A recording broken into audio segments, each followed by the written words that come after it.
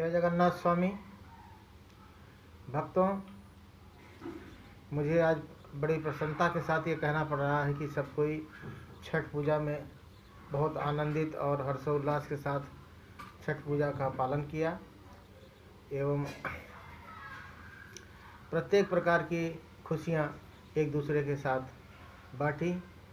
यह देख करके, सामंजस्य भाव को देख करके मन बहुत सारा गदगद हुआ, आनंदित हुआ और बहुत खुश हुआ।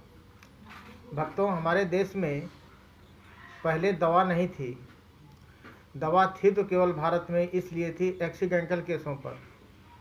बाकी थोड़े मोड़े पेट की बीमारियां और ये सब की बीमारियों के लिए सिर्फ क्रियाएं ही थी, जिसके द्वारा हमारे भारतवासी जीवित रहते थे, निरोग रहते थे, निर्दोष रहते थे, हमेशा सुस्त रहते थे और तंदुरुस्त रहते थे।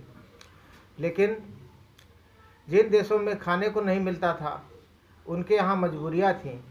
उन्होंने कोई फास्ट फूड जैसी चीज़ें बनवाई या बहुत सारी क्या क्या चीज़ें कहती हैं। हम तो साधु संत लोग हैं, हम लोग इसको पाते नहीं हैं, लेकिन थोड़ा सुनते हैं कि क्या क्या नाम से अनेक चीज़ें जो खाते हैं, क्योंकि उनकी तो मजबूरियाँ थीं। अब अपने भारत में कौन सी मजबूरियाँ हैं।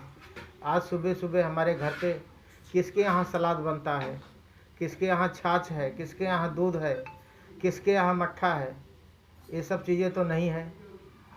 क्या घर से थोड़ा बाहर चले गए और लेकर के चले आए चाउमीन या और कुछ चीज़ जैसे सेवई की जैसी होती हैं, क्या क्या चीज़ें होती हैं, इन सब को ले आकर के सुबह सुबह अपने घर में जब खाए तो आपके लिए नुकसानदेह ही होगा, फ़ायदेमंद थोड़े होगा। आपकी क्या मजबूरी है? क्या आपके घर में चावल नहीं है, दाल नहीं है, कौन सा सामान नहीं है जो आप नहीं खा सकते हैं? हमारे भारतवर्ष में तो प्रत्येक चीज़ें रखी हुई हैं, फिर हमें दूसरे देशों की विदेशी चीज़ों को खाने की क्या आवश्यकता है? और यही सब चीज़ें खा करके पेट को एकदम ख़राब कर देते हैं। किसी के यहाँ डकार बनती है, किसी के यहाँ गैस बनती है पेट में। इस प्रकार से अनेक बीमारियों का भंडार बना लेते हैं अपने इस पेट को। इसलिए भक्तों, मेरी पहली क्रिया जो है मैंने जो दी है, वो सबसे पहला कार्य यही करती है कि आपके पेट की विकृतियों को ख़त्म करती है और आपको थोड़ा चुस्त दुरुस्त और तंदुरुस्त महसूस कराती है।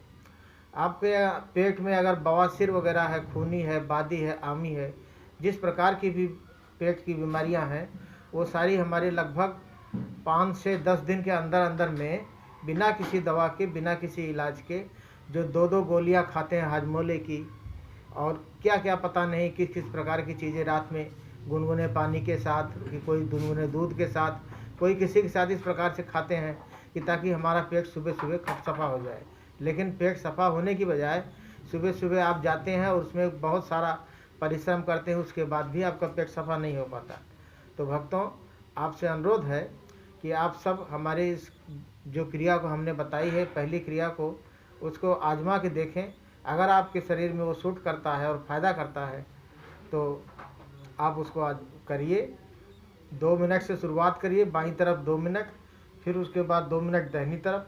इस प्रकार से करते करते उसे 15-15 मिनट की क्रिया में परिवर्तित करिए और 15-15 मिनट करने के बाद आप आनंद में रहिए, मंगल में रहिए, दुरुस्त रहिए।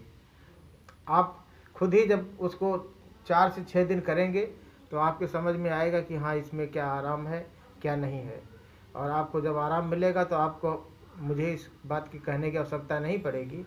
और फिर भक्तों, दूसरी प्रकार की जैसे बहुत सारी बीमारियां हैं जो कि अभी शुरुआत में हुई हैं, और हम ये भी नहीं कहते, हाँ, जो कि शुरुआत भी नहीं हुई है, उन सभी बीमारियों के बारे में अगर कोई भी है तो हमने उसको क्रिया के रूप में आपको दिखाया हुआ है।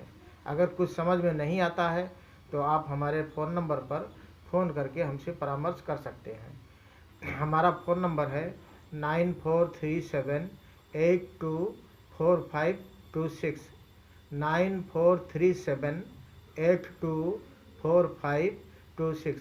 हमारे इस नंबर से आप फ़ोन करके हमसे आगे के बारे में जानकारी या परामर्श ले सकते हैं।